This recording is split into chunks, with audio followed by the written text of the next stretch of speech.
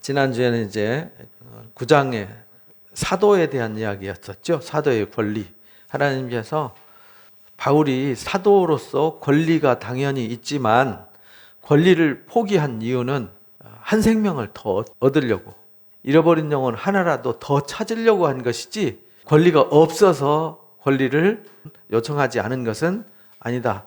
당연히 할 수 있는 거지만 당연한 것조차도 사도 바울은 한 사람을 실족시키지 않고 한 사람을 더 살리기 위해서 모든 것을 포기할 수 있었다. 그래서 유대인한테는 유대인처럼, 이방인들한테 이방인처럼, 할례자한테는 할례자처럼, 할례 없는 자한테 할례 없는 자처럼, 강한 자한테는 강하게, 약한 자한테는 약하게, 이제 다양하게 사람들한테 다가간 것은 그 중에 하나를 얻고자 함이었다라는 것을 이제 명확하게 해줬습니다. 그러니까 오늘날 우리도 마찬가지죠. 내가 당연히 취해야 될 권리가 있지만 당연한 권리를 주님을 위해서, 한 생명을 살리기 위해서 다 포기는 못해도 조금은 포기할 줄 아는 사람이 되어야 한다. 내 권리만 찾고자 이기적으로 살아가면 안 된다라는 걸 가르쳐 주셨어요. 특히 교회가 그래야 된다는 것. 서로 낮아지고 서로 배려해주고 존중해주는 그리스도의 정신의 문화가 있어야 되는 곳이 어디냐면 교회거든요. 근데 교회가 내 것만, 내 권리만 찾겠다고 서로 주장하다 보면 교회는 전쟁터가 되는 것이죠. 그래서 오늘 10장에서도 이제 그 부분을 아주 명확하게 이제 가르쳐 주십니다. 이 10장은 굉장히 중요한 말씀에 뭐 다 중요하지만 10장은 특히나 우리가 집중해야 될 말씀이 담겨져 있습니다. 형제들아, 나는 너희가 알지 못하기를 원치 않는다. 알아야 된다는 거죠. 형제들아 이렇게 말하는 것은 사도 바울은 이방인이 되었던 유대인이 되었던 고린도 교회가 되었던 에베소 교회가 되었던 모든 교회는 하나라고 생각을 하는 거예요. 그래서 어디에 있든지 형제 이렇게 말해요. 형제라는 말은 예수님이 맏형이고 우리가 같은 형제라는 거잖아요. 그리스도의 피를 나눈 한 가족이라는 뜻입니다. 형제들아 너희가 알았으면 좋겠다. 우리 조상들이 이렇게, 우리 조상들 이러면 이제 아브라함의 자손들을 얘기하는 거잖아요. 아브라함과 이 이스라엘 12지파. 그런데 지금 고린도 교회는 이방인들이 주류를 이루고 있단 말이에요. 그런데 그들도 아브라함의 자손으로 인정하는 거예요. 로마서에서 배웠잖아요. 이 로마서를 쓸 때 이제 고린도 교회에서 썼잖아요. 그러니까 이제 고린도 교회에서 편지 쓸 때 이 썼다는 얘기는 고린도 교회들한테 그런 것을 가르쳤다 그런 말이죠. 지금 고린도 전서는 어디서 쓰냐면 에베소 교회에서 고린도 교회에 편지를 쓰는 것이죠. 로마서에서 아브라함은 할례자의 조상만 되는 것이 아니다. 무할례자의 조상도 되는 거다. 아브라함은 12지파의 조상인데 우리도, 이방인인 우리도 그리스도 안으로 들어오면 아브라함의 자손이 되는 거다. 그래서 이제 고린도 교회들을 향해서 우리 조상 이렇게 말한 거예요. 우리 조상이 다 구름 아래에 있었다. 바다 가운데 지났다. 구름 아래에 있었고 바다 가운데 지났다는 얘기는 하나님이 이스라엘 백성들이 이끄실 때 구름으로 그들을 보호하셨고 그들을 바다를 건너서 그들을 구원하셨어요. 그러니까 하나님의 보호와 인도하심에 있었다 이런 말이죠. 모세에게 다 속했다. 그러니까 12지파는 모세에게 속하지 않은 사람은 언약 백성이 아니에요. 출애굽을 할 때 모세를 따라 나오지 않은 사람들은 하나님 백성이 아닙니다. 그런데 그때 12지파만 따라 나온 건 아니에요. 이방인들도 많이 따라왔거든요. 출애굽기는 중다한 잡족 이렇게 말해요. 잡족이라는 말은 어느 나라 사람인지 어느 혈통인지 잘 모르는 사람들. 왜냐하면 애굽에는 수많은 인종들이 살았기 때문에 그들이 12지파에게 하나님이 하시는 일을 보고 그들이 하나님을 믿고 그들이 따라 나왔어요. 그런데 하나님이 너희들은 안 돼! 라고 막지 않으셨다는 거예요. 그래서 다 모세에게 속했다. 다 구름과 바다에서 세례받았다. 이제 구름 아래에 있었고 바다 가운데 지났는데 여긴 구름과 바다에서 세례받았다. 이렇게 말해요. 세례받았다는 것은 뭘 의미하냐면 구원을 의미하거든요. 우리가 세례를 받는다는 얘기는 죄가 씻음받아서, 죄가 해결되어져서 죄가 없어지는 거잖아요. 죄가 없어지고 성결하게 거룩하게 돼서 하나님의 자녀로 구별되어지는 것. 이게 이제 하나의 세례가 이제 인침의 표죠. 그래서 이스라엘 백성들이 홍해를 건넌 사람들은 다 바다에서 건짐받았어요. 그래서 모세도 강에서 건짐받았어요. 그래서 모세라는 단어 자체가 건졌다는 뜻이에요. 이스라엘 백성들이 바다에서 건짐받았어요. 물로 세례를 받은 거죠. 홍해에서 애굽 사람들은 다 죽었어요. 그런데 그들은 이미 죽었어야 되는데 하나님이 그들이 거기서 죽음에서 뭐 하셨죠? 건지셨어요. 12지파가 애굽 땅에서 10가지 재앙에서 구별되어지고 구속받았어요. 그래서 세례받았다 이렇게 말하는 거예요. 그 구름 가운데 있었다는 말은 그들이 광야에서는 단 하루도 살 수가 없어요. 광야 체험을 해보셔야 돼요. 여기는 사람이 살 곳이 아니다. 근데 거기서 이스라엘 백성이 40년을 산 거거든요.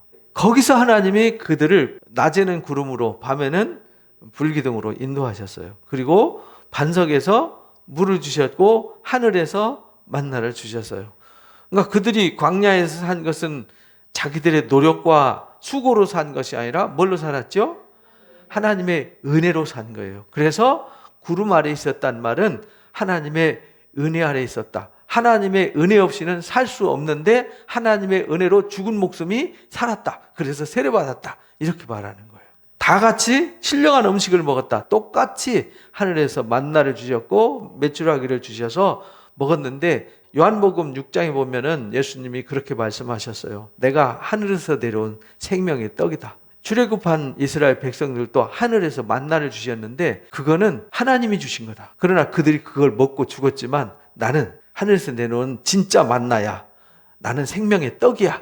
나를 먹는 자는 영생하게 돼. 이렇게 가르쳐 주셨어요. 그래서 내 살을 먹고 내 피를 먹지 않으면 생명이 없어. 이렇게 말해요. 그래서 다 같이 신령한 음식을 먹었다는 얘기는 광야에서 만나를 주셨고 메추라기를 주셨는데 이거는 하나님이 주신 거예요. 그래서 신령한 음식이에요. 그들이 광야에서 살 수 있었던 것은 하나님이 공급해 주시는 은혜, 하나님 공급해 주시는 양식으로만 살 수 있었어요. 그걸 잊지 마라. 지금 고린도 교회에 편지 쓸 때와 이 출애굽할 때 이야기는 약 1450년이라는 간격이 있는 거잖아요. 약 1500년이네요. 그죠? 1446년에 출애굽했으니까 약 1500년 전 얘기입니다. 다 같은 신령한 음료를 마셨다. 누가 주셨냐면 하나님이 주셨어요. 그들이 샘을 판 것도 아니고 하늘에서 비가 내린 것도 아니고 어떤 강이 있는 것도 호수가 있는 것도 샘이 있는 것도 아니었어요. 나올 수밖에 없었던 것도 하나님의 은혜로 나왔고 홍해를 건넌 것도 하나님의 은혜로 건넜고 이들이 먹고 마시고 산 것도 단 하루도 하나님 공급해 주시는 은혜 없이는 살 수 없었다. 이런 뜻입니다. 이는 그들을 따르는 신령한 반석으로부터 마셨다. 이 반석이란 말은 사람의 힘으로 움직일 수 없는 그 반석. 거기서 물을 주셨어요. 근데 그 반석이 곧 뭐냐면 그리스도예요. 메시아라는 말이죠. 그러니까 이 반석은 누구냐면 하나님이세요. 그래서 이 물은 누가 줬냐면 하나님이 주셨다는 거예요. 그게 이제 곧 그리스도다. 죄악의 강에서 우리를 건져서 세례를 베푸셔서 우리를 구원해 주셨고 그래서 옛사람이 강에서 바다에서 죽고 우리는 거기서 새 생명으로 살아났어요. 이거를 이 출애굽 때 가르쳐 준 거다. 이미 그걸 암시하고 있는 거다. 이렇게 가르쳐 주시는 거예요. 그러니까 우리는 출애굽과 성막 이야기를 통해서 제사를 통해서 누구를 배우냐면 예수 그리스도를 배우는 거예요. 예수님의 이름으로 세받고 예수님의 피와 살을 먹고 살고 근데 예수님 피와 살이 곧 뭐냐면 말씀이었단 말이에요. 내가 곧 생명의 떡이다. 내가 너에게 이른 말은 영이고 생명이다. 이렇게 가르쳐 주셨어요. 이 신령한 음료를 마셨으니 그리스도가 예수님이 그렇게 말씀하셨잖아요. 누구든지 목마르거든 내게로 와라. 입에서 생수의 강이 흘러가서 이 생수를 공급해 줄 거다. 이렇게 말씀하셨단 말이에요. 그래서 그들을 따르는 신령한 반석으로부터 마셨는데 곧 그게 그리스도였다. 그러니까 출애굽의 역사를 설명하면서 광야의 역사와 지금 우리가 세상에서 부르심 받은 역사하고 같은 거다 이렇게 설명하는 거예요.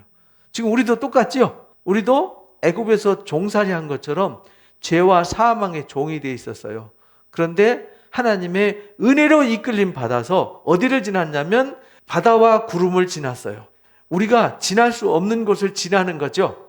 그래서 우리가 하나님의 나라 완성되는 하나님 나라에 이르기까지 오직 뭘로 사느냐면 하나님의 은혜로 살아요. 하나님 공급해 주시는 만나로를 먹고 살아요. 하나님 공급해 주시는 생명의 양식을 먹고 살아요. 하나님께서 주시는 생명수 말씀으로 살아요. 그거 없이는 단 하루도 살 수 없어요. 이걸 설명하는 거예요. 그러나 하나님이 그들의 다수를 기뻐하지 않으셨어요.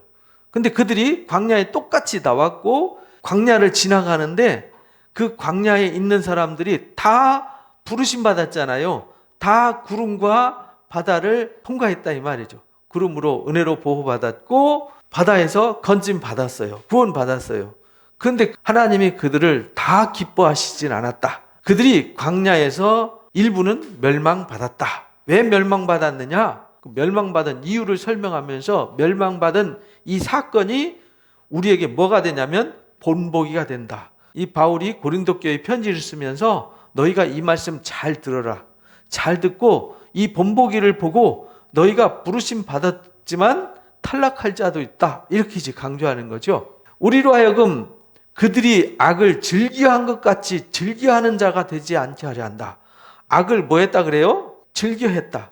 우리가 출애굽기 32장에 보면 모세가 하나님의 산에 올라가서 계명을 받고 있잖아요. 그들은 40일 동안 뭐 하고 있었냐면 장신구를 빼가지고 금송아지를 만들고 있었어요. 그런데 그것을 뭐 하고 있었어요? 즐거워했어요. 그래서 그들이 막 춤을 추고 잔치를 벌이고 있었어요. 그들이 억지로 막 괴로워서 한 게 아니라 그것을 뭐 했어요? 즐겼어요. 우리가 신앙을 잘못하면 잘못된 신앙을 즐긴다 이 말입니다. 그렇게 되면은 진짜 망한다. 그래서 우리가 잘못된 신앙을 바로 잡으려면은 우리가 말씀의 지식이 있어야 되는 거예요. 그래서 우리가 주일날 들은 말씀이 신의 성품에 이제 참여하는 자가 돼야 되는데 그렇게 하려면은 믿음에 뭐가 있어야죠? 덕에 뭐가 필요하죠? 지식이 있어야 돼요. 지식이 있어야 분별력이 있어요. 여러분들 진짜 다이아몬드인지 가짜 다이아몬드인지 지식이 없으면요. 큐빅 하나 갖다 주면서 이거 다이아몬드야, 이거 1억짜리야, 10억짜리야 해도 와 하고 받아줄 수 있어요. 그죠? 근데 지식이 있으면 가짜와 진짜를 구별할 수 있죠. 우리는 분별력이 없으면은 가짜인지 진짜인지 모른다는 거예요. 세상은 가짜가 있고 진짜가 있는 거거든요. 모든 것에. 항상 짝퉁이 있잖아요. 명품도 짝퉁이 있는데 지식이 있는 사람은 짝퉁인지 진품인지를 알아요. 그럼 모르면 당하는 거죠. 명품이라고 갖고 있었는데 나중에 짝퉁이라 그러면 황당한 거죠. 그죠? 우리 진리도 짝퉁이 많아요. 그래서 하나님의 말씀에 대한 지식을 바르게 가지고 있어야 돼요. 그런데 이제 성경을 공부할 때 부분적으로만 이렇게 공부를 해요. 짜집기 해가지고 이렇게 보통 뭐 공과나 뭐 이런 걸로만 공부해가지고 성경을 통합적으로 공부를 해야 되는데 창세기부터 계시록까지 종합적으로 공부하면서 성경을 통전적으로 읽고 통전적인 하나님을 이해해야 되는데 어느 한 부분만 빼서 이게 하나님이야 라고 말하면 마치 장님이 코끼리 만지는 거와 똑같다는 거예요. 배를 만지면서 하나님 배 같은 거야 이렇게 말. 어떤 사람은 코 만지면서 하나님은 밧줄 같은 분이야. 아니야. 하나님은 기둥 같은 분이야. 하나님은 아니야. 뿔을 만지면서 상아 뿔같이 생긴 거야. 이렇게 말하면은 안 된다는 거예요. 코끼리 전체를 봐야지 어느 한 부분만 보면. 그래서 그 부분만 본 사람들이 만들어낸 교리나 이 종교가 이단이잖아요. 이단. 그래서 우리가 성경을 잘못 알고 잘못 배우면은 이단에 빠질 위험이 많은 거죠. 그래서 교회는 뭐 하는 곳이 돼야 되냐면 끊임없이 성경을 읽게 만들고 배우게 만들고 알게 만드는 것이에요. 왜냐하면 하나님의 말씀은 공부하는 게 아니에요. 세상처럼 뭐 연구해가지고 학습하는 게 아니라 그냥 가르치는 자 밑에서 부지런히 가르침 받으면서 읽으면서 들으면서 성숙해지면 되는 거예요. 그래서 이들이 악을 즐겨했어요. 근데 우리도 세상에서 보면 예수 믿는다고 하면서 하나님을 즐거워하기보다는 나는 이미 구원받았어. 이렇게 생각하고 세상을 즐거워하면서 세상을 즐기면서 세상에 빠져 사는 사람들이 굉장히 많죠. 그래서 하나님을 온전히 섬기고 따라가기보다는 하나님을 이용하는 사람들이 많다는 겁니다. 지금 그 얘기를 하는 거예요. 그들 가운데 어떤 사람들과 같이 이렇게 말해요. 여기 그들 가운데 그 중에 어떤 사람들 같이 그 중에 어떤 사람들 같이 이렇게 이제 반복해서 여기 4번 강조하죠. 첫 번째는 우상 숭배자가 되면 안 된다. 기록된 바 그들이 앉아서 먹고 마시며 일어나서 뛰놀았다. 이게 출애굽기 32장 금송아지 사건을 들어서 설명한 거예요. 그들 중에 어떤 사람들은 음행하다가 하루에 2만 3천 명이 죽었어요. 이제 민수기 25장 얘기죠. 우리는 그들과 같이 뭐 하지 말자? 음행하지 말자. 우상 숭배하지 말자. 음행하지 말자. 그들 가운데 어떤 사람들이 주를 시험하다가 뱀에게 물려서 멸망했다. 민수기 21장 얘기죠. 우리는 그들과 같이 하나님을 시험하지 말자. 하나님은 시험의 대상이 아니에요. 그들 가운데 어떤 사람들과 같이 원망하지 마라. 민수기 11장부터 16장까지 보면 원망하다 대적하다가 망한 사람들 얘기가 나오죠. 이 민수기 11장에 보면은 그들이 탐욕을 품었다 이렇게 말해요. 탐욕을 품고 우리가 애굽에 있을 때는 양파와 파와 마늘과 오이와 각종 채소와 고기를 마음껏 먹었는데 여기 오니까 맨날 만나만 먹잖아요. 마탱가리 없는. 먹으면서도 원망해요. 왜? 우리는 거기 있을 때 좋은 거 많이 먹었는데 여기서는 맨날 이것만 먹어야 되냐? 이렇게 원망해요. 신명기 8장에 그렇게 말씀하세요. 신명기 8장 얘기는 광야 40년 다 끝나고 마지막에 모세가 설교하는 설교잖아요. 뭐라고 말씀하시냐면 너희가 광야 생활하면서 굶어 죽은 사람이 있니? 발부르튼 사람이 있니? 없죠. 발부르트고 헐벗었고 굶주려서 죽은 사람 없단 말이에요. 근데 우리가 이 땅 살면서 밥새끼 따뜻하게 잘 먹으면서도 막 하루에 10끼 먹고 20끼 먹을 것처럼 그렇게 욕심만 부리고 살지 마라 이런 말입니다. 그래서 그들이 원망하다가 망했어요. 아론과 미리암이 모세를 대적했다가 아주 혼쭐나고 그들이 정탐꾼 보냈다가 원망하고 불평했다가 광야 40년 방황할 수밖에 없는 사건을 저지르고 또 고라 자손들처럼 모세를 대적했다가 지진에 삼켜버리고 이런 사건들이 있었잖아요. 그들이 멸망했는데 우리도 그들처럼 멸망하지 않으려면 원망하지 말아야 한다. 그래서 여기 우상 숭배하지 말자, 음행하지 말자, 시험하지 말자, 원망하지 말자. 이것이 이제 광야 생활을 할 때 대표적인 신앙생활의 문제였어요. 그들에게 일어난 이런 일은 뭐가 되었어요? 본보기가 되었어요. 여기 6절에서 이런 일에 본보기가 되었다. 여기도 그들에게 일어난 일이 본보기가 되었다. 그래서 우리가 성경을 통해서 배우는 게 뭐냐면 본보기를 배우는 거예요. 어떤 사람이 그러더라고요. 성경이니까 맨 부패한 얘기, 더러운 얘기, 전쟁 얘기만 나와 있다고 성경 읽을 때 재미가 없다고 어떤 분이 저한테 그러더라고요. 그래서 제가 이제 이 얘기를 해줬어요. 성경은 좋은 얘기보다는 나쁜 얘기가 더 많습니다. 왜냐? 인간이 본래 나빠요. 본래 나빠서 인간의 모습이 이런 거야. 인간은 의인은 없나니 하나도 없다라는 것을 로마서 3장에서 가르쳐 주신 말씀대로 로마서 3장에 보면 인간의 모습을 아주 적나라하게 펼쳐서 보여주잖아요. 의인은 없나니 하나도 없다. 아주 우리가 이미 선언했다 이렇게 말하잖아요. 우리가 죄 아래 있다고 모든 사람들이 다 죄 아래 있다고 선언했다. 의인은 없다. 하나도 없다. 깨닫는 자도 없고 하나님을 찾는 자도 없어요. 원래 없어요. 없는데 하나님이 그 중에서 하나님 불러서 알게 하고 깨닫게 해주신 거지 스스로 하나님을 찾아서 알아서 하나님을 섬긴 사람은 지구상에 아직까지 한 사람도 없었어요. 태초부터 지금까지 스스로 하나님 찾아서 하나님 안 사람은 한 사람도 없습니다. 다 치우쳐서 함께 무익하게 되고 선을 행하는 자는 없고 하나도 없어요. 그들의 목구멍은 열린 무덤과 같아요. 그 혀는 속임으로 가득하고 입술에는 독사의 독이 가득하고요. 입에는 저주와 악독이 가득해요. 그래서 아이들이 태어나면요.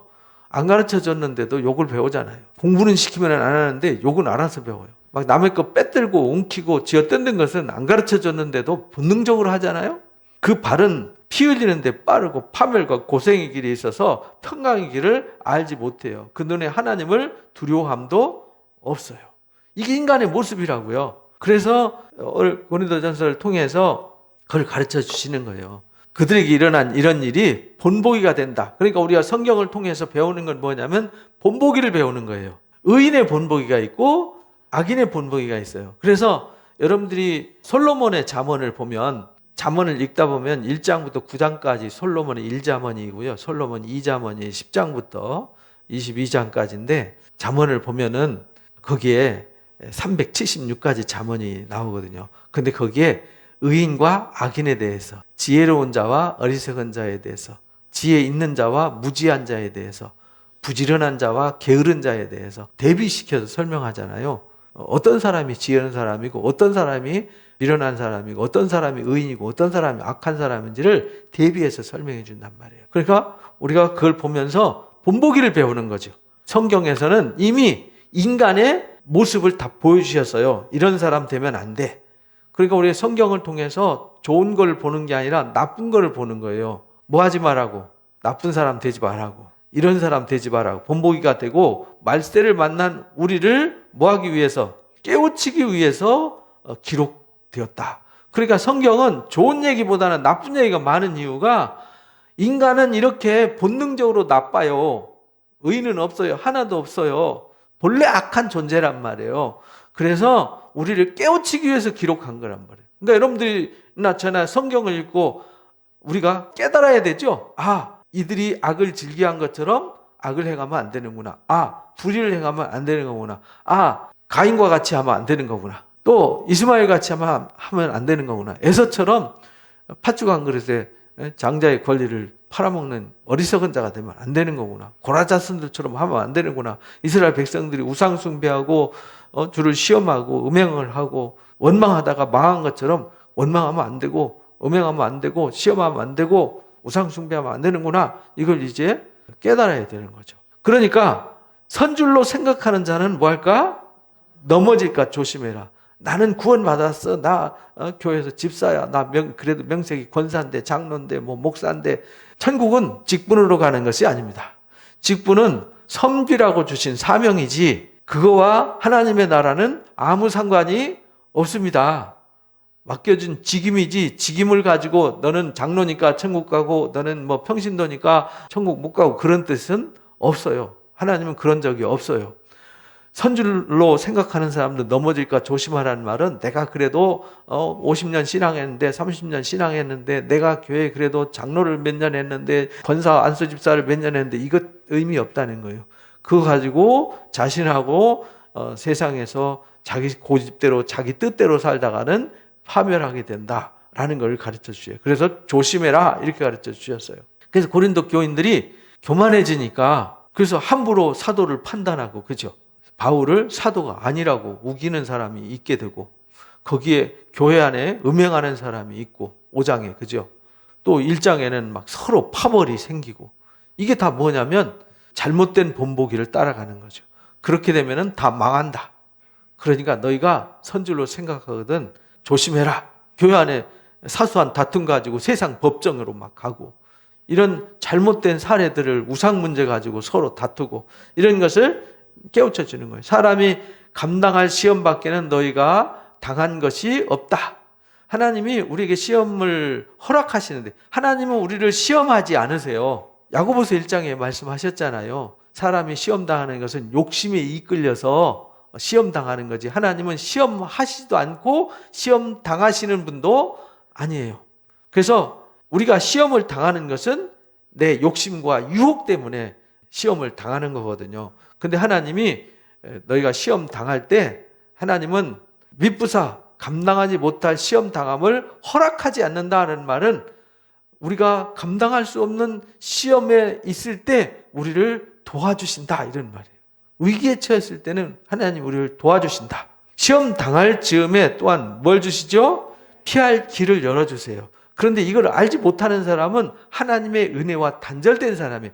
하나님의 은혜와 단절된 사람은 하나님의 구원을 경험하지 못한 사람이에요. 하나님의 은혜를 경험한 사람들, 한 번 구원함을 받은 사람들, 주일날 말씀 들었던 대로 한 번 하나님의 생명책에 기록된 사람은 영원히 지워지지 않아요. 하나님은 지우지 않는다는 뜻이에요. 하나님 우리를 버리거나 포기하지 않으세요. 우리가 하나님을 등지고 하나님을 떠나는 거지 하나님은 우리를 버리지 않습니다. 그러니까 여러분들이 뭔 일이 생겼을 때 하나님 나 버렸나 이런 생각은 절대 하면 안 돼요. 왜? 하나님은 우리를 부르시기로 결정하시고 부르셨는데 이 부르시면은요 결코 후회하심이 없으시고 불러놔 놓고 에이 이 녀석 안 될 것 같은데 해가지고 버리는 일은 아예 없어요. 나 스스로 하나님을 떠날 수 있는 거죠. 그건요 다시 회개해서 돌아올 수 있는 길이 없어요. 그래서 히브리서 6장과 10장에 분명하게 선언을 해주셨어요. 구속함 받아서 죄사함 받은 사람은 다시 타락하면 다시 돌아올 길이 없다. 왜? 예수님은 우리 위해서 한 번 십자가를 지시지 두 번 십자가 지시지 않는다. 근데 우리가 육신의 죄를 져서 실수하고 막 오물더미에 둥글고 이거는요 신분하고 상관없는 거죠. 여러분들 자녀가 오물더미에 둥글고 어디 막 짐승하고 싸우고 동네 사람들하고 싸우고 해가지고 만신창이가 되고 돼지 구덩이에 둥글고 오물 시궁창에 둥글었다고 해서 여러분 아들이 아닌 게 아니잖아요. 그죠? 어떤 상황이 돼도 내 아들, 호적에서 내 아들이에요. 법적으로. 그죠?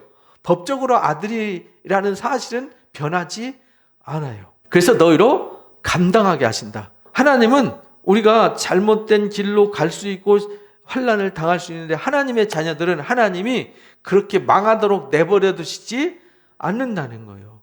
그래서 우리가 섰다고 생각하는 사람들은 항상 조심하되 우리가 시험 당할 쯤에 하나님 피할 길을 열어주셔서 도와주시니까 우리가 하나님 말씀을 통해서 이 본보기를 잘 배워가지고 내가 어떤 사람이 되어야 할 것인가, 어떻게 신앙해야 될 것인가, 이걸 잘 배우는 것이 중요하다. 그러니까 내 사랑하는 자들아, 우상 숭배하는 일을 피하라.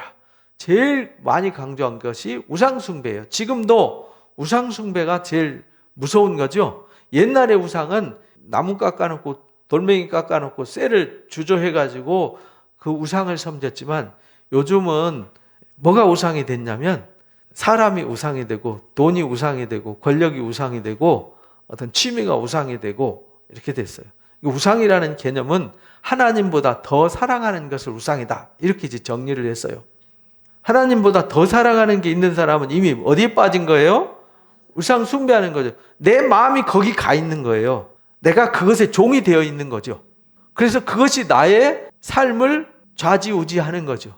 그래서 그게 나의 우상인 거예요. 우상이란 말은 내 삶의 구심점이 돼서 나를 흔들고 나의 운명을 좌우하는 것. 이게 우상이에요. 우리는 하나님만이 내 운명을 좌우할 수 있잖아요. 그죠? 하나님의 뜻에 의해서 움직이는 사람이 돼야 되는데 세상 것에 의해서 좌지우지 되어지는 사람이 되면 안 되는 거예요. 세상 모든 걸 다 잃어버려도 하나님 잃어버리면 안 돼요. 하나님 잃어버리지 않으면 다 잃어버려도 하나님은 다시 주실 수 있어요. 그런데 하나님 잃어버리면 모든 걸 다 잃는 거예요. 생명도 잃고 모든 걸 다 잃는 겁니다. 나는 지혜 있는 자들에게 말한 것 같이 너희한테 말한다. 너희는 내가 이르는 말을 스스로 잘 판단해봐라. 너희가 무슨 말 하는지 잘 듣고 이 지혜가 있어야 지식이 있어야 지혜가 있는 거예요. 지식이 없으면 지혜도 없습니다. 지식을 가지고 잘 분별하고 판단하는 것을 지혜라고 그래요. 그래서 솔로몬이 하나님 앞에 기도할 때 지혜를 구했어요. 어떤 지혜를 구했냐면 들을 수 있는 귀를 달라고 지혜를 구했어요. 들을 수 있는 귀라는 말은 뭐가 전제되냐면 지식이 전제되는 거예요. 들었을 때 이게 옳은지 저게 옳은지 판단할 수 있어야 되잖아요. 그럼 판단할 수 있는 지식이 있어야 되는 거지. 지식도 없는데 어떻게 판단하겠어요? 기본적인 지식이 있어야 되는 것이죠. 우리 하나님 말씀에 기초 지식이 있어야 이게 옳은 건지 그른 건지 이게 우상숭배인지 아닌지 이게 불의한 건지 이게 악한 건지 의로운 건지 선한 건지 구분할 수 있지 않습니까? 우리가 축복하는 바 축복의 잔, 이건 뭐냐면 성만찬을 말하는 거예요. 성찬할 때 우리가 그리스도의 피에 참여함이 아니며 우리가 떡을 떼는 떡은 그리스도의 몸에 참여함이 아니냐? 예수님이 분명히 가르쳐 주셨잖아요. 내가 이 주는 피를 먹고 이 주는 떡을 먹으면 우리가 거기에 참여하는 거예요. 그리스도와 연합되어지는 거죠. 나중에 11장에서 또 다시 배워요. 성찬에 대해서. 그건 그때 또 구체적으로 설명하기로 하고요. 우리가 그리스도의 피, 그리스도의 떡, 여기에 참여하는 것은 그리스도와 연합하는 거예요. 그래서 축복의 잔, 축복의 떡을 먹는 것은 그리스도와 하나가 되는 거예요. 그와 똑같이 떡이 하나요, 많은 우리가 한 몸이다. 이는 우리가 다 한 떡에 참여했다. 그래서 우리가 그리스도의 피와 그리스도의 떡에 참여해야 되면은 그리스도와 연합하니까 나도 그리스도와 연합했고 여러분도 그리스도와 연합했으니까 우리는 어떻게 된 거죠? 한 몸 되는 거죠. 한 떡에 참여했으니까. 그래서 예수님 버리고 한 몸이다. 이렇게 이제 바울은 12장에서 또 설명해요. 그 부분을. 육신을 따라 난 이스라엘을 봐라. 제물을 먹는 자들이 제단에 참여하는 자들이 아니냐. 그러니까 제단에서 제사 드려서 제사 드린 후에 나오는 그 제물을 먹는 사람들이 누구냐면 제사장들이에요. 그리고 그 제사 드린 사람들이 화목제물 드리면 그 화목제물을 제사 드린 사람과 제사에 참여한 사람이 함께 나눠요. 그 제사를 드렸으면 그 제사한 사람이나 제사장이나 거기에 참여한 것이 되는 거죠. 그래서 같이 그것을 먹고 마시면서 즐거워해요. 그런즉 내가 지금 무슨 얘기하려고 그러냐면 우상 숭배하지 마라 그랬잖아요. 우상 숭배하는 일을 피하라 그랬는데 내가 지금 무슨 얘기하냐면 우상 제물 얘기하는 거야. 우상의 제물은 무엇이며 우상은 뭐냐? 우상은 없는 거잖아요. 왜냐하면 신은 하나밖에 없잖아요. 이 세상에 신은 여러분들이 이사야서 40장부터 48장까지 읽어보세요. 거기에 또 예레미야서 10장 읽어보시면 신들에 관한 얘기가 나오거든요. 나 외에는 신이 없어. 너희가 신이라고 하는 건 나무로 깎았고 만들었고 흔들리지 않도록 쐐기 박아서 고정시키고 그들은 말도 못하고 숨도 못 쉬고 먹지도 못하고 그러잖아요. 그들이 메고 다녀야 되고 그죠? 신인데 내가 메고 다녀야 되고 내가 닦아줘야 되고 목욕시켜줘야 되잖아요. 그런 신은 신이 아니라는 거예요. 그러니까 그 신 앞에 바쳐진 우상의 제물도 사실은 아무것도 아니에요. 그러니까 우상도 없는 거예요. 신은 없어요. 제물도 그러니까 아무것도 아니에요. 근데 내가 하는 말을 잘 알아들어야 돼. 이렇게 말해요. 무릇 이방인이 제사하는 것은 이방인이 제사하는 건 누구한테 제사하죠? 우상한테 제사하는데 그 우상이 곧 뭐냐면 귀신이란 말이에요. 여기서 이제 귀신이라고 번역한 것은 마귀라는 뜻이에요. 악마라는 뜻이죠. 귀신에게 하는 것이요 하나님께 제사하는 것이 아니다. 나는 너희가 귀신과 교제하는 자가 되지 않기를 원한다. 너희가 주의 잔과 귀신의 잔을 겸하여 마시지 못한다. 그 말은 주의 축복의 잔과 떡에 참여하는 것이 그리스도와 연합하듯이 내가 우상의 제사에 참여하게 되면 귀신에게 제사하고 귀신과 교제하는 것이 되는 거다. 그럼 귀신과 교제한다는 말은 귀신과 하나가 되는 거다. 이런 말이에요. 여기서 이제 참여한다는 말은 코이노니아라는 말이거든요. 이 코이노니아라는 말은 교제해서 하나가 된다는 뜻이에요. 또 참여한다, 교제한다, 나눈다 이런 뜻이 포함되어 있는 거예요. 그러니까 내가 조상들한테 제사한다고 제사상 차려놔놓고 제사하면은 어디에 참여하는 거죠? 귀신의 잔에 참여하는 거라는 거예요. 귀신과 교제하는 것이 되는 거예요. 에이, 난 마음으로 안 하면 되는 거지. 그냥 절에도 내 조상 아버님 앞에 절하는 건데. 근데요, 그거는 유교를 잘 몰라서 그래요. 유교는 귀신을 섬기는 종교잖아요. 그래서 이 축문을 쓰는 거예요. 귀신을 부르는 거예요. 유교는 혼과 백을 구분하잖아요. 백은 뭐냐면 이 몸을 말하는 거예요. 그래서 원래 유교식 제사를 하려면은 제삿날 무덤에 가가지고 혼 백이 하나 돼서 모시고 오는 거예요. 그래서 아버님 오시지요. 여기 개울이 있습니다. 조심하시죠. 여기 문턱이 있습니다. 여기 계단이 있습니다. 이러고 모셔오는 거예요. 그리고 모셔오고 축문을 불러서 혼을 불러서 함께 모셔서 거기서 귀신 앞에 제사하는 거거든요. 유교는 사람이 죽으면 귀신이 된다고 그렇게 말을 해요. 그래서 제가 유교적식 제사 드리는 사람한테 늘 강조하는 게 뭐냐면 사람은 귀신이 아닙니다. 사람이 죽으면 귀신 되는 게 아닙니다. 그래서 여러분들 유교식 귀신 얘기를 많이 들었죠. 산에 가다가 누구 만나죠? 귀신 만나면 누가 나오죠? 원한에 막 맺혔던 사람, 또 처녀 귀신이 나오고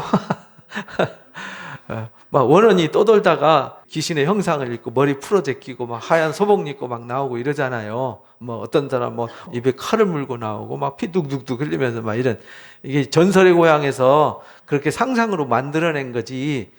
원래 귀신은 없어요. 그런 귀신은 없어요.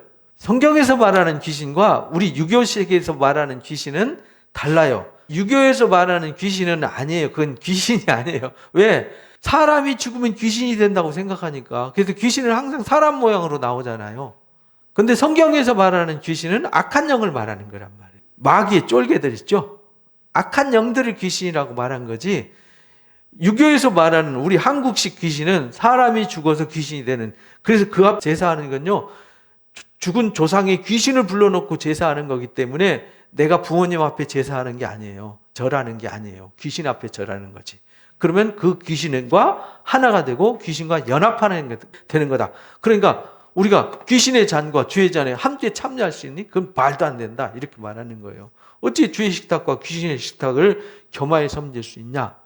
유교에서 말하는 귀신과 성경에서 말하는 귀신을 잘 모르기 때문에 우리가 착각하는 거예요. 그래서 김기동이 뭐 귀신론 이런 것이 조상 귀신 얘기하는 거잖아요.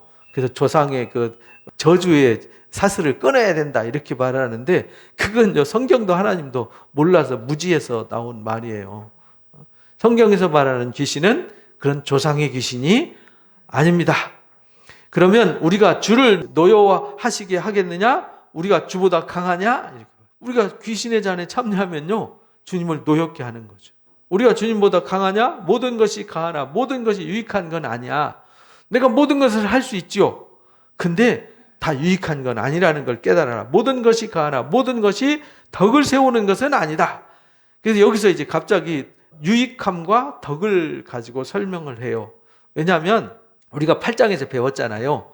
지식은 교만을 낳고 사랑은 덕을 세운다 이렇게 배웠잖아요. 내가 알고 있는 지식 뭐냐? 우상은 없어. 조상의 귀신은 없어. 마귀의 귀신은 있는데 조상의 귀신은 없어. 내 지식은 맞아요. 그러니까 내가 조상 앞에 제사하는 거 잘못한 게 아니야. 뭐 귀신 앞에 제사했지만 귀신이 없는 제사니까 그 먹어도 돼. 이렇게 이해를 할 수 있잖아요. 나한테는 맞아요. 근데 귀신이 있다고 생각하는 사람이 드리는 제사를 내가 거기에 참여하는 것을 다른 사람이 보면 다른 사람의 양심이 더러워지고 죄를 범하게 된다는 거예요. 그러면 내가 그 사람으로 하여금 죄를 범하게 하니까 내가 죄 짓는 거다. 이렇게 이제 배웠잖아요. 여기서 그 얘기하는 거예요.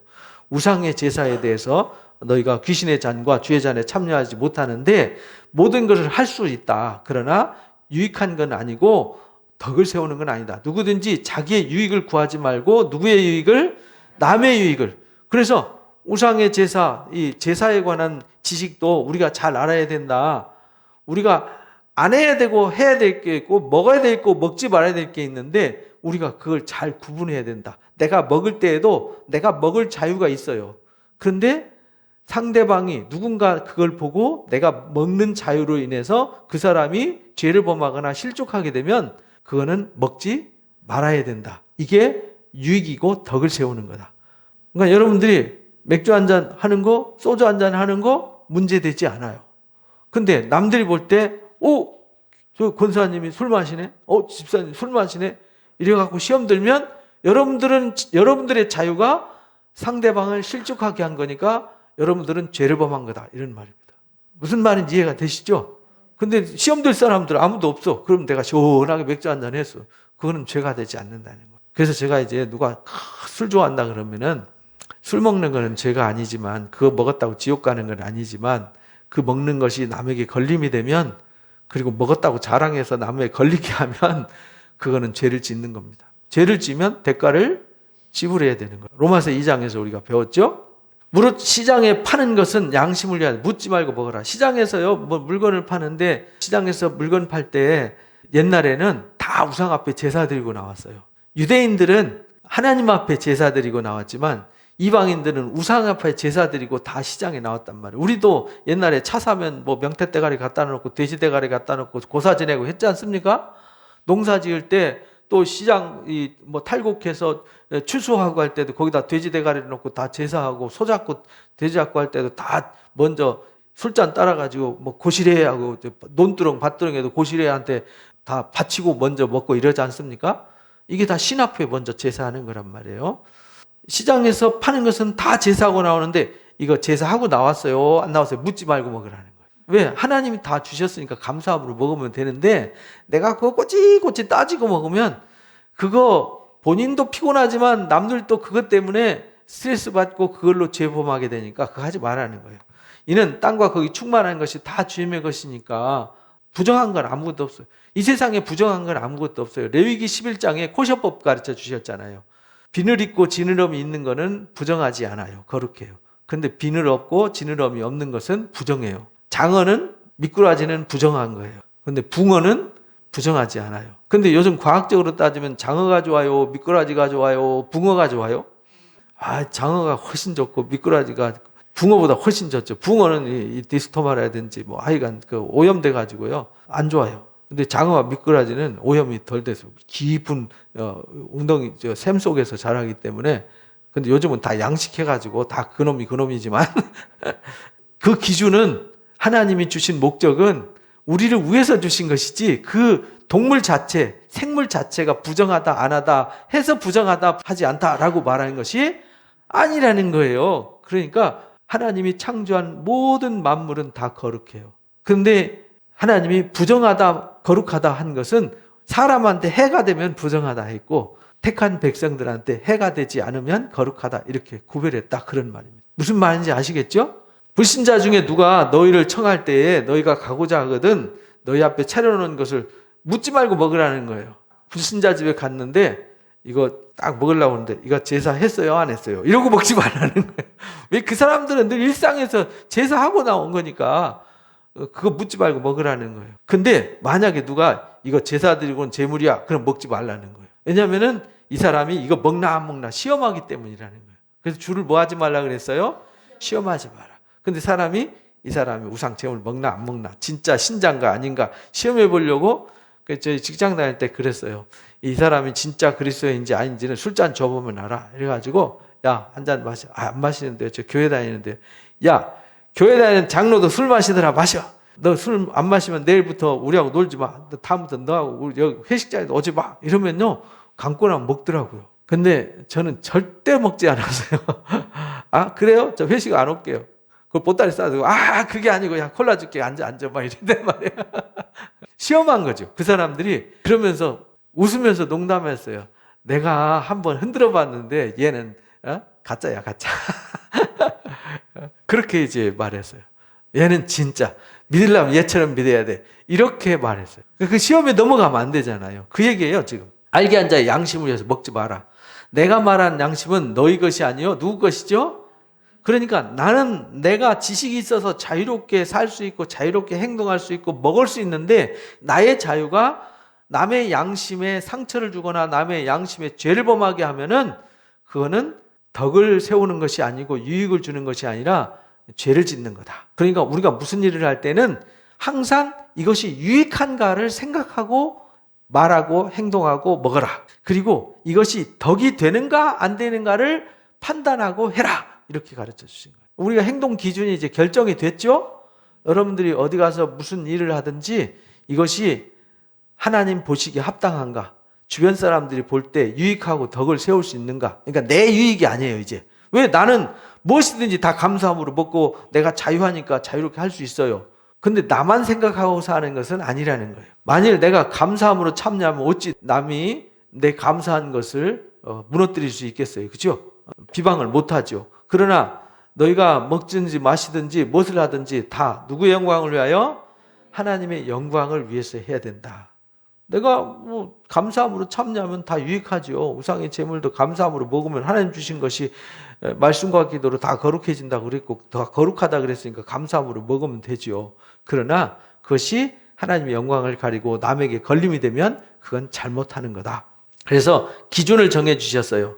옆에 사람이 남에게 유익이 되고 덕이 되느냐, 하나님께 영광이 되냐 안 되냐, 이 세 가지 기준을 가지고 여러분들이 잣대, 이 신앙의 잣대예요. 그리스도인들의 삶의 잣대. 집에서도 내가 요 말을 해야 되냐 말아야 되냐, 내가 한 말이 내 자식한테 상처가 되고 내 아내한테 남편한테 가족들한테 상처가 된다. 어찌 권사가 저렇게 말할 수 있냐, 어찌 집사가 저렇게 말할 수 있냐, 저러면서 교회 다닌다고 그러냐, 이 소리 들으면 안 된다는 거예요. 그건 덕을 세운 게 아니라는 거죠. 유익을 준 것도 아니라는 거죠. 하나님께 영광이 된 것도 아니라는 거예요. 그래서 기준을 명확하게 가르라. 유대인이나 헬라인에게나 하나님의 교회나 거치는 자가 되면은 안 된다는 거예요. 우리는 남에게 거치는 자가 되면 안 돼요. 거치는 자는 죄를 범하게 하는 자예요. 그래서 우리는 거치는 삶을 살면 안 돼요. 그래서 남 앞에 걸림돌 놓으면 안 된다고 로마서 14장에서도 배웠죠. 내가 술 마시는 것이 걸림이 되면 술 먹지 말라는 거예요. 내가 무엇을 먹는 것이, 담배 피는 것이 걸림이 된다, 피지 말라는 거예요. 내가 어떤 취미생활 하는데 이것이 걸림이 된다, 하지 말라는 거예요. 내가 어떤 삶의 습관이 잘못되어서 남에게 걸림이 된다, 하지 말라는 거예요. 나와 같이 모든 일에 모든 사람을 기쁘게 해라. 바울 자신처럼 바울이 그렇게 했어요. 모든 일에 모든 사람을 뭐하게 했어요? 기쁘게 했고 자신의 유익을 구하지 않고 누구의 유익을 구했어요? 많은 사람이 유익을 구했어요. 왜? 그들이 나를 통해서 구원받기 위해서. 그래서 11장 1절에 원래 이게 11장 1절이 원래 10장 마지막에 있어야 되는 건데 원래 장절을 쓴 것은 16세기에 스테파누스라는 사람이 인쇄를 할 때 자꾸 헷갈리니까 장절을 붙인 거거든요. 근데 잘못 붙인 거예요. 원래는 이게 10장 마지막 절이에요. 내가 그리스도를 본받는 자 같이 너희는 나를 뭐하는 자가 되라고요? 본받는 자가 되라. 왜? 바울은 9장에서도 말했잖아요. 내가 모든 권리를, 당연한 권리가 있지만 권리를 포기했다. 유대인들한테는 내가 유대인같이 율법이 있는 자들을 위해서 내가 율법 있는 자 같이 살았다. 이렇게 말하잖아요. 율법 없는 자한테 내가 율법 없는 자 같이. 그렇게 한 이유는 그들에게 유익을 줘서 한 사람을 구원하기 위해서 그랬다. 그러니까 이 제사 문제도 우상 문제도 그렇다. 그러니까 우리가 10장을 통해서 분명히 알아야 되는 것은 예수님이 우리의 삶의 모든 것이구나. 그러니까 예수님이 우리를 구원하셨구나. 우리가 그의 은혜로 사는 거구나. 그의 은혜로 우리가 구속함 받았구나. 우리가 그분이 떡이고 그분이 우리의 음료구나. 그러니까 우리가 그 신령한 반석에서 나온 물을 먹었고 우리가 하늘에서 내려주는 진짜 생명의 만나를 우리가 먹고 사는 거구나. 우리가 주님의 성령의 도우심과 인도하심 아래 사는 존재구나. 우리가 그리스도의 피로 구속받은 존재구나. 잊지 말라는 거예요. 그러니까 우리가 구약의 망한 사람들의 본을 보면서 이 망하는 삶을 살지 말고 우리가 그 본보기, 말세를 당한 우리에게 이 본보기를 보여주셨으니까 이 본보기를 보면서 우리가 잘못된 길로 가면 안 된다. 특히 이제 우상숭배에 대해서 꺼내서 그 당시의 사람들이 제사 문화에 걸림이 많이 됐거든요. 왜냐하면 모든 사람들은 우상 문화에 아주 조상 대대로 길들여져 있잖아요. 우리나라도 조상 대대로 이 제사 문화 때문에 갈등이 많잖아요. 지금은 알아서 없어지지만 중국은 유교 만들어 놔놓고 없앤 지 오래됐어요. 그들은 제사 안 하고요. 우리처럼 막 무덤 안 만듭니다. 근데 우리나라는 아주 그 사상을 유교 아니라고 하면서도 유교의 뿌리에 깊이 젖어 있어요. 그러니까 우리도 이 말씀을 통해서 이 제사 문제 때문에 갈등을 겪는데 우리는 명확해야 돼요. 저는 제사할 때 가면 저는 그리스도인이기 때문에 절대 제사하지 않습니다. 저는 조상들을 위해서 기도합니다. 하고 예배를 드리고 기도를 합니다. 절대 절하지 않습니다. 저희 가족들 모였을 때 당숙 이런 분들 돌아가셔도 가면 충청도 서산이 유교세가 굉장히 강하거든요. 막 다 엎어져 절하는데 저는 절대 절하지 않습니다. 상복 주고 이렇게 새끼줄 매고 하는데 저는 그냥 양복 입고 검은 넥타이 매고 저는 기독교인이라서 기독교식으로 합니다. 명확하게 가족들한테 선언을 해요. 막 시대 맞춰서 제사하고 곡하고 하잖아요. 저는 하지 않습니다. 저는 당숙을 위해서 우리 작은아버지, 큰아버지를 위해서 기도하겠습니다. 그리고 명확하게 해요. 그러니까 여러분들도 어디 가서 제사 문제 내놓으면 저는 그리스도인입니다. 저는 교회 권사고 집사고 저는 그리스도인이기 때문에 저는 귀신 앞에 제사하지 않습니다. 저는 저희 아버지를 위해서 누구를 위해서 기도하겠습니다. 정말 마음을 다하면서 그분이 하나님 앞에서 평안을 누리도록 기도하겠습니다. 이렇게 하셔야 돼요. 그리고 제사 음식 나와서 제사 음식, 기독교인들 제사 음식 먹냐? 그럼 먹지 마세요. 안 먹습니다. 이래가지고 저는 김치하고 밥 먹겠습니다. 명확하게 하셔야 돼요. 왜? 그래야 내 자식이 보고 있고 내 주변 형제들이 보고 있기 때문에 잘못된 것은 본받지 않는다는 겁니다. 그래서 명확한 신앙의 뿌리를 가지고 우리가 명확하게 방향을 제시해 주는 사람들이 돼야 된다.